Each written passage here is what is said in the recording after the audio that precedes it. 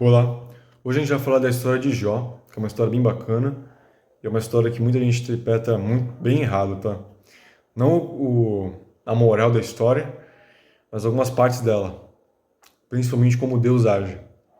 Um resumo aqui da história de Jó, tô com uma colinha aqui para não perder nada. Jó é apresentado como um homem íntegro, temente a Deus e afastado do mal. Ele vive uma vida justa, próspera e reta. Nada dele é motivo de acusação. Ou seja, Jó, ele é uma pessoa exemplar.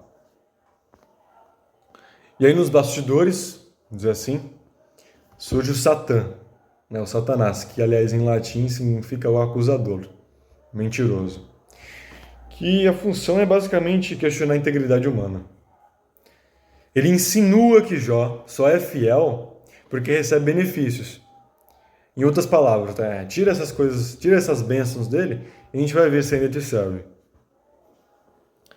Deus permite que o acusador, Satanás, toque em tudo que Jó tem, menos em sua vida, para expor que essa acusação é falsa. Não, e aliás, muita gente interpreta muito errado isso aqui, tá? Muita gente acha que Deus fez um acordo com Satanás, que Deus fez um acordo para que ele tirasse essas coisas. E não é bem assim, tá? Satanás, ele pede permissão para poder agir. Ou seja, Satanás tem que pedir permissão para fazer alguma coisa. Para você ver como que ele é um fraco, como que ele é um bosta. Desculpa, vou ter que falar dessa forma. Para você ver como que Satanás é fraco, né? Que ele tem que pedir permissão para Deus para agir. Ou seja, nada acontece se não for da vontade de Deus. Ou seja, voltando, não é um acordo, é um limite imposto por Deus. E aí, em um único dia, Jó perde seus bens, seus servos, seus filhos. Depois ele também perde saúde. Ele tem feridas da cabeça até o pé. E ele arranha a própria pele com um caco de cerâmica. A esposa, esmagada pela dor, diz que seria melhor amaldiçoar Deus e morrer. Só que Jó não faz isso. Mas ele também não entende nada do que está acontecendo, né? E aí 3 amigos chegam para consolar e após 7 dias de silêncio começam a falar. Eles afirmam que ninguém sofre sem causa, logo Jó deve ter pecado. E aí de novo a gente vê aquela crença que se alguma coisa aconteceu, alguma coisa ruim aconteceu na sua vida, é porque você cometeu um pecado. E a gente vê que não é muito bem assim, tá? Parece que muitas pessoas que pecam, parece que as pessoas que mais pecam têm uma vida melhor, vou dizer assim, né? Uma vida mais tranquila. Assim, aparentemente, né? E Jó responde que é inocente e exige que Deus explique por que o atingiu ele assim, né? Ele fica entre o desespero e a confiança, fica oscilando ali. Só que aí no capítulo 38, Deus responde a Jó, e ele responde assim. Vou ler essa parte aqui que eu acho bem legal. Bem curtinho, tá? Quer dizer, a quantidade de palavras que Deus fala para Jó não é curto não, é muitos capítulos. Mas eu vou ler só um trecho. Capítulo 38. Então o Senhor responde a Jó do meio da tempestade e disse: Quem é esse que obscurece o meu conselho com palavras sem conhecimento? Prepara-se como simples homem. Vou fazer perguntas a você e você me responderá. Onde você estava quando lancei os alicerces da terra? Responda-me, se é que você sabe tanto. Quem marcou os limites das suas dimensões? Talvez você saiba. E quem estendeu sobre ela a linha de medir? E os seus fundamentos, sobre o que foram postos? E quem colocou sua pedra de esquina, enquanto as estrelas matutinas, juntas, cantavam a todos, e todos os anjos se regozijavam? Quem represou o mar, pondo-lhe portas, quando ele irrompeu do ventre materno? Quando o vesti de nuvens e densas trevas o envolvi? Quando fixei os seus limites e lhe coloquei portas e barreiras? quando eu lhe disse, até aqui você pode vir, além deste ponto não. Aqui faço parar suas ondas orgulhosas. Enfim, ele continua ali falando muitas coisas para Jó. E agora que você sabe a história de Jó, um resuminho dela aqui, a gente vai ver o que isso traz, né? Qual que é a moral? Então, o que a gente aprende com a história de Jó? Que, aliás, é a resposta de Jó para Deus, que é em Jó 42, versículo 5, ele fala assim, antes eu te conhecia só de ouvir, agora meus olhos te viram.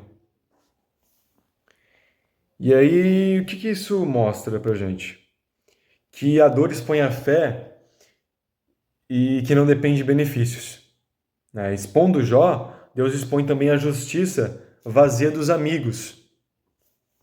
E esse livro, ele mostra que o justo sofre sem explicação, que o silêncio de Deus é o filtro que separa o fiel verdadeiro do fiel utilitário, aquele crente que só clama a Deus quando tem alguma coisa, né?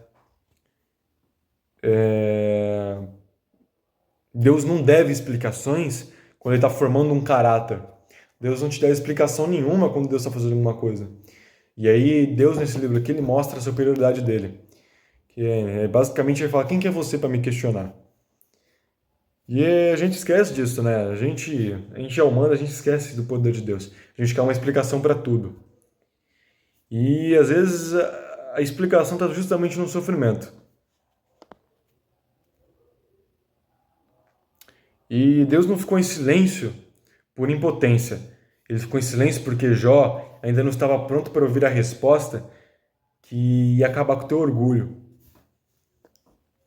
E ia colocar ele na perspectiva correta. E aí, com essa história, agora que que não é uma história difícil de entender, mas tem alguns aspectos ali que podem ser mal interpretados, né? Como Deus fazendo acordo com o diabo, e não é isso que acontece. Ele põe limites muito claros. Que a gente tem muitos amigos. De novo, né? A gente tem muitos amigos que não são amigos. A gente vê muitas vezes isso na Bíblia. E também que o silêncio de Deus não é ausência. É um julgamento, é teste, é revelação. É tudo ao mesmo tempo. E é isso que Deus quer mostrar. Deus, ele está testando você nesse momento.